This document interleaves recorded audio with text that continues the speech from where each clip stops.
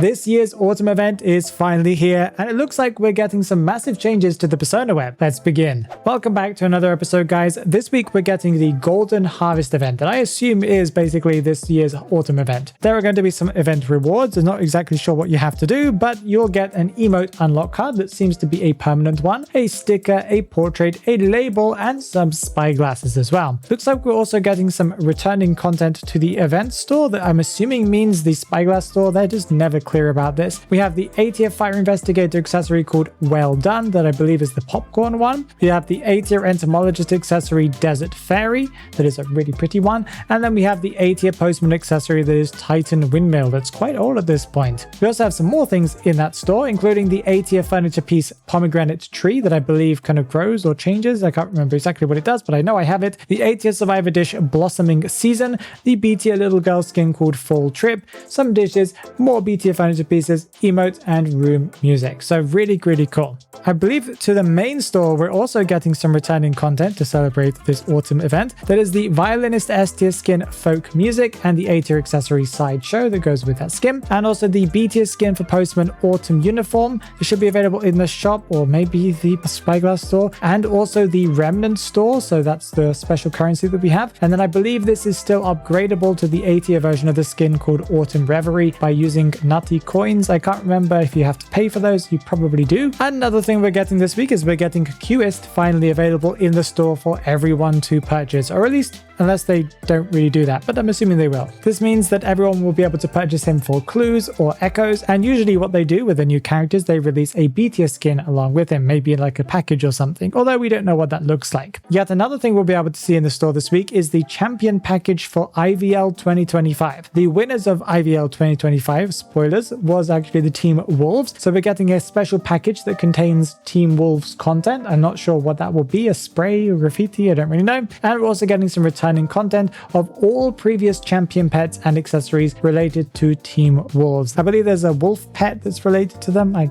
can't quite remember right now. And yet another thing that we're getting this week, we're getting Wu Chang's character day on September 6th. This is going to be his 6th character day, meaning he's going to get a special portrait. As far as I know, that's all we're getting this week. We have a decent amount to talk about though for the future content, so let's get straight into that. A small little thing that they revealed was a little bit more information about the Mechanic Esports skin that's coming up. We got a better look at the skin with an alternate piece of art that I'm probably showing on the screen right here, but we also got to see the accessory that's called Super Intelligence altogether. It looks like mechanical gears with a running man symbol, and I was really kind of confused because I recognized this symbol from somewhere and I couldn't remember where it was from. If you guys know where it's from, please tell me. I did have a look through the Survivor Persona web and didn't see it there, but I do recognize it from somewhere. It's going to be an S-tier accessory, of course, and I don't really know what the effects are yet, but that's still quite nice. Okay, let's talk about some more details about the Palace Museum crossover that we're getting on September 25th. Well, actually on September 10th, we're getting a pre-registration event for this crossover, where if you spend 10 echoes, you'll be immediately refunded with 10 inspirations. So I guess it's basically just like a gateway in. Any of the people who spend those 10 echoes will receive an exclusive discount coupon of 2,888 or 888 echoes each. That I believe is either if it's a skin or an accessory that you purchase with it for the crossover content that can only be used on the crossover content. I believe you'll get this kind of coupon on the day of the crossover's actual appearance, not on the day of this kind of pre-registration though. We know now that there's going to be a daily login event for this Palace Museum crossover, including a really weird reward that is the Painter A-tier skin Sealed Chronicle 3-day trial card. So it looks like you'll be able to trial the skin before you get it. It's a bit random. It's the first time I think they've ever done something like this, so that's really interesting. And some more daily rewards include dynamic portraits, portrait frames, and probably other stuff as well. If you complete day 1's story event, we now know that you'll be able to get that new furniture piece called Grand Display Cabinet that I talked about last week, and it showcases 5 later earned artifacts. So it looks like different days will probably give you different artifacts that you'll be able to display there. It means it's probably going to be interactive in that way, so you'll be able to set things up. If you participate in matches during that event, you'll be able to receive event tokens, that is basically the currency for the event, and this can then be used to purchase the A-tier furniture, Zitan, Woods, blah blah blah blah blah. It's a really long name. We have the A-tier painter skin, we have the painter emote snooze, 2 portraits and 2 stickers, so that's quite cool. There's going to be a public map for this event that I'm assuming is going to be quite similar to that one from the OB, I think it was, crossover, where we just had like an art gallery. It's probably going to be something like that. It's called Palace Treasury. If you enter this public map and exchange items, you'll be able to get B-tier furniture pieces. If you complete 2 stories, you know, Antiquarians, one called Journey Through the Landscape, and Explorers, one called Mysteries of the Ancient Chimes. Not sure if you can select both or you have to pick and choose. You'll be able to get the rewards such as the Antiquarian B-tier skin, the Explorer B-tier skin, and room music. There are some store packages in the store. The 1,000 Li of Rivers and Mountains and the Gilt Bronze Pastoral Scene Water Clock. These packages contain the S-tier skin for Wu Chang and also for Female Dancer, and the S-tier accessories for them as well. So in each one, of course. These are only going to be for echoes, so you won't be able to spend any fragments on any of those skins in the crossover. I'm very sorry, but that does give you the use of that 2,888 echo coupon. There's going to be another coupon that you can purchase for 60 echoes that will give you a 2,888 or 888 echo coupon when used in crossover content. You cannot use this on gifts, so I don't know why you have to spend 60 echoes to get the coupon that discounts something for echoes. It feels a little weird there, but whatever. And there's also a web event that I don't believe they've given the link for yet, where you'll be able to do daily check-ins and task rewards to earn extra content outside of the game, including a portrait and portrait frame deal. It's time for us to talk about some of the changes that are being added to the test server. I do not know when they're going to be adding these. It could be this week, it could be any time. So let's talk about them. I've kind of done a basic summary, so you can read them on the screen if you want to. First of all, they're doing some persona web changes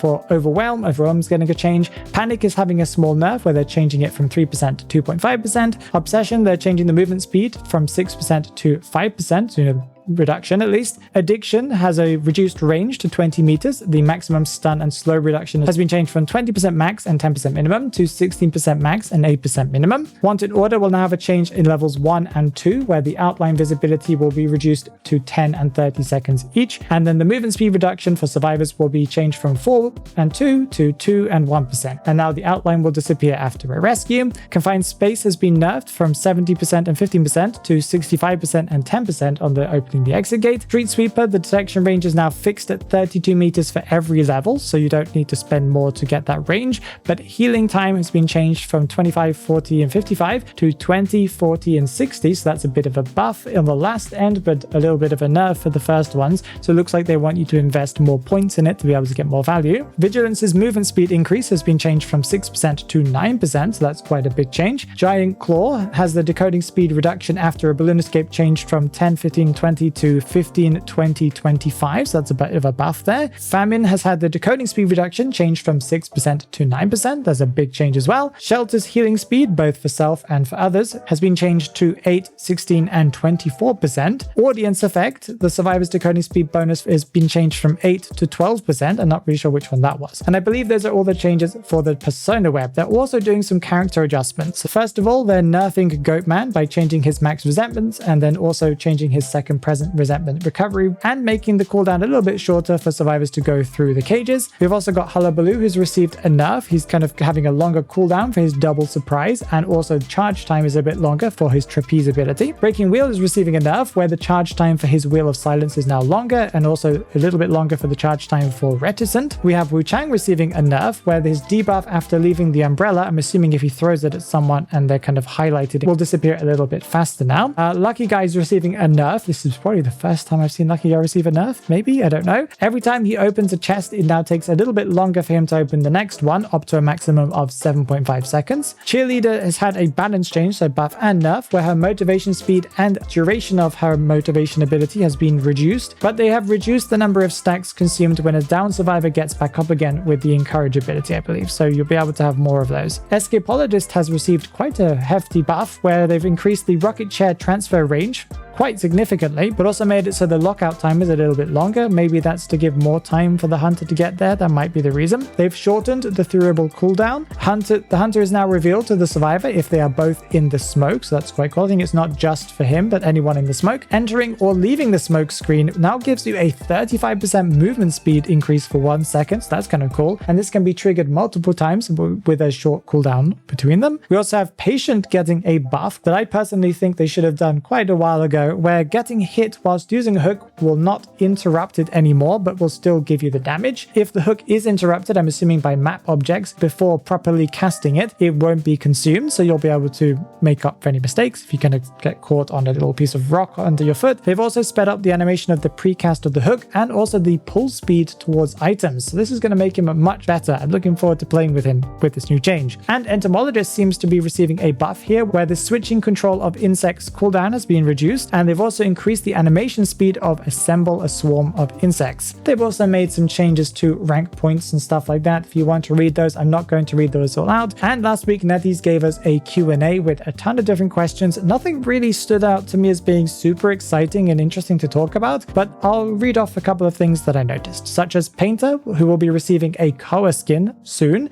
and also a limited S-tier skin in a future essence. Perfumer's S-tier skin optimizations, after they gave us the initial ones and then people complained and wanted to get a new one, are still currently in progress, so they're not coming out anytime soon, at least as we know. There are some optimizations coming for different skins, such as a prisoner skin, a gardener skin, a novelist skin, a geisha accessory, I believe. So if you want to see those ones, that's quite cool. These should be released more or less around Thanksgiving, although some of them won't because they're taking too long. They're going to make some changes to the free character rotation, so all of you newer players that don't own all the characters will have a slightly different option or selection to choose from at different times, so that's nice. There are some recruit teammate optimizations coming to help filter name searches and stuff. I really hope they add some better features because I really don't like how it is currently. They do need to make it better, and even more. If you want to read them all, they're on the screen right now. And a quick reminder that on September 10th, that is next week, we're getting the new esports skins for Mechanic and also the Antiquarian one. That is the themed one, but it's like the alternate version, I believe. If you haven't already, make sure you click on the video right there because YouTube thinks that you'll like it.